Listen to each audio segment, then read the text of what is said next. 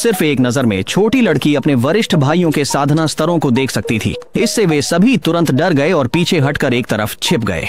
उन्हें यह नहीं पता था कि छोटी लड़की ने जो देखा वह उनके सिर के ऊपर बहती हुई साधना की बैंगनी आभा थी। उनकी साधना जितनी गहरी होती वह बैंगनी ऊर्जा उतनी ही लंबी हो जाती। यह पता चला कि छोटी लड़की ने अनजाने में दिव्य नेत्रों को जागृत कर लिया था, जो दुनिया की हर चीज को देख सकते थे। लेकिन यह छोटी लड़की स्वभाव से शरारती थी और अपने वरिष्ठ भाइयों पर मजाक करने में अपना समय बिताती थी। यहाँ तक कि उसके गुरु भी इसे और सहन नहीं कर सके, इसलिए उन्होंने उसे उसकी जैविक माँ को खोजने के लिए पहाड़ से नीचे भेज दिया। लड़की प्रतिक्रिया भी नहीं कर पाई थी कि उसके गुरु ने उसे पहले ही पहाड़ के द्वार से बाहर भेज दिया। उसी समय एक भव्य निवेश सम्मेलन हो रहा था। एक महिला सीईओ अपने नकली बेटे के साथ निवेश परियोजनाओं की सावधानी पूर्वक जांच कर रही थी। तभी एक बुजुर्ग व्यक्ति मंच पर आया और एक प्रौद्योगिकी पेटेंट लेकर महिला सीईओ को प्रभावित करने की उम्मीद कर रहा था। लेकिन लड़के ने बस एक नजर डाली और प्रौद्योगिकी को बेकार घोषित कर दिया। उसी समय लड़की जो अभी अभी आई थी, उसने आदमी के चारों ओर छिपी हुई धन ऊर्जा देखी। उसने तुरंत आगे बढ़कर कहा कि लड़का बकवास कर रहा था। जब महिला सीईओ ने यह सुना तो वह बहुत गुस्सा हो गई और उन्होंने जानना चाहा कि यह लड़की किसकी संतान है। हालांकि लड़की ने तुरंत पहचान लिया कि यह महिला सीईओ उसकी लंबे समय से खोई हुई माँ है। उसने तुरंत अपनी पहचान प्रकट की, यह कहते हुए कि वह सीईओ की अपनी संतान है। इस बिंदु पर पास खड़ी एक चालाक महिला घबरा गई जब उसने देखा कि क्या हो रहा है। उसे डर था कि अगर माँ और बेटी मिल गए तो उसकी योजनाएं बर्बाद हो जाएंगी।